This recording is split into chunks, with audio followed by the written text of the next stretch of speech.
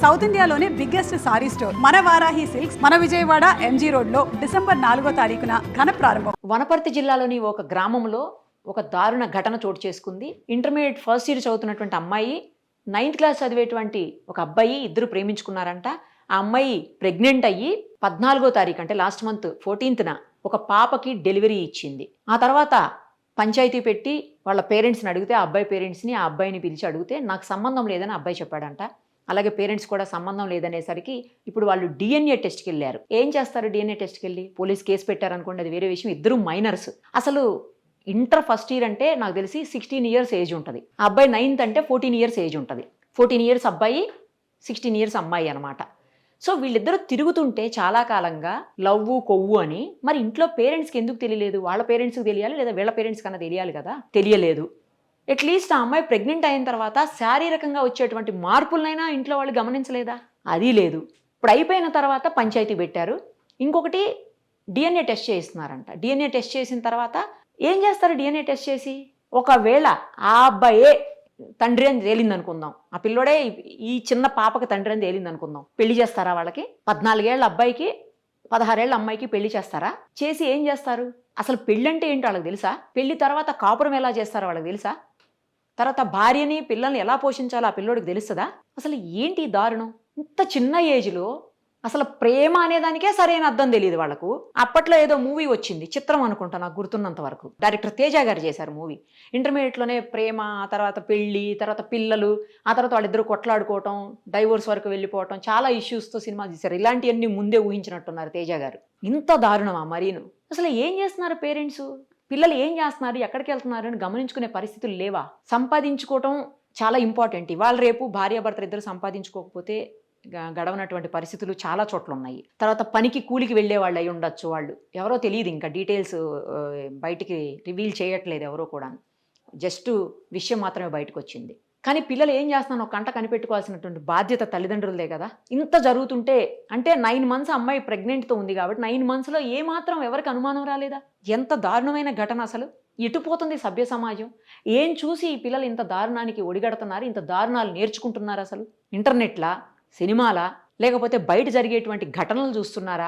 ఏం చేస్తున్నారు, ఏం చూస్తున్నారు పిల్లలందరూ? వాళ్ళని మానిటర్ చేయాల్సిన బాధ్యత అయితే ఖచ్చితంగా తల్లిదండ్రులే. అందులో అయితే ఎలాంటి డౌట్ కూడా లేదు. ఇంకొక ఘటన ఇమ్మీడియట్గా ఇది చూసిన వెంటనే ఇంకో ఘటన కూడా చూడాల్సి వచ్చింది. అదేంటంటే విజయవాడలో ఆ అమ్మాయికి 14 ఏళ్ళు, ఆ అబ్బాయికి 13 ఏళ్ళు. ఇద్దరు ప్రేమించుకున్నారంట. లేచిపోయి వచ్చేసారు హైదరాబాద్కి వచ్చేసి ఆ అబ్బాయి వాళ్ళ నాన్నది ఫోను, ఒక 10,000 అమౌంట్ ఉంటే తీసుకొని వచ్చేసాడు. ఇక్కడికి వచ్చిన తర్వాత తుక్కుగూడ ఏరియాలో రూమ్ కోసం తిరుగుతున్నారంట ఇద్దరు. అప్పుడు ఒక ఆటో డ్రైవర్ గమనించి పోలీసులకు సమాచారం ఇస్తే పోలీసులు వాళ్ళిద్దరిని కస్టడీలోకి తీసుకొని ఆ తర్వాత పేరెంట్స్కి అప్పచెప్పారు. అసలు 14-13 ఏళ్ళ వయసులో ప్రేమలేంటండి? ఎట్లా, ఎంత దారుణంగా తయారైంది అసలు పరిస్థితి? ఒకవేళ ఆ అబ్బాయి కనుక చూడకపోతే, అంటే ఆటో డ్రైవర్ కనుక చూడకపోతే వాళ్ళిద్దరూ ఏమయ్యేవాళ్ళు? అసలు ఇలా వచ్చేసిన తర్వాత వీళ్ళని ఎవరన్నా ఏమన్నా చేస్తే, ఆ అమ్మాయిని ఏమన్నా చేయొచ్చు, అబ్బాయిని ఏమన్నా చేయొచ్చు. ఇంత ఘోరంగా తయారవుతున్న ఈ పరిస్థితులు అసలు వింటుంటే అమ్మో అనిపిస్తుంది. నేను ఈ మధ్యన ఒక చాలా ఫేమస్ స్కూల్స్ 2 కూడాను, పెద్ద స్కూల్స్ హైదరాబాద్లో, అక్కడ జాయిన్ చేయాలని అందరూ పెద్ద పెద్ద వాళ్ళంతా ఆలోచిస్తూ ఉంటారు. అలాంటి 2 స్కూల్స్కి సంబంధించినటువంటి పిల్లలు సిగరెట్స్ కాలుస్తూ పోలీసులకు దొరికారు. దొరికిన తర్వాత వాళ్ళ పేరెంట్స్ని, వీళ్ళ పేరెంట్స్ని అందరినీ పిలిచి, పేరెంట్స్ అందరినీ పిలిచారు. నెక్స్ట్ టీచర్స్ని, ప్రిన్సిపల్స్ని అందరినీ పిలిచి పోలీసులు కౌన్సిలింగ్ చేశారు. కౌన్సిలింగ్ చేసిన తర్వాత నేను ఒక ఇంటర్వ్యూ తీసుకోవడానికి, దీని మీద, ఇదే ఇష్యూ మీద ఇంటర్వ్యూ తీసుకోవడానికి డీసీపీ గారి దగ్గరికి వెళ్తే ఆయన చెప్తున్నారు, అసలు నాకు డౌట్ వచ్చింది. సిగరెట్ అంటే తక్కువ కాస్ట్ ఉండదు కదా సార్, ఎట్లా వచ్చినాయి వీళ్ళకి సిగరెట్లు అంటే?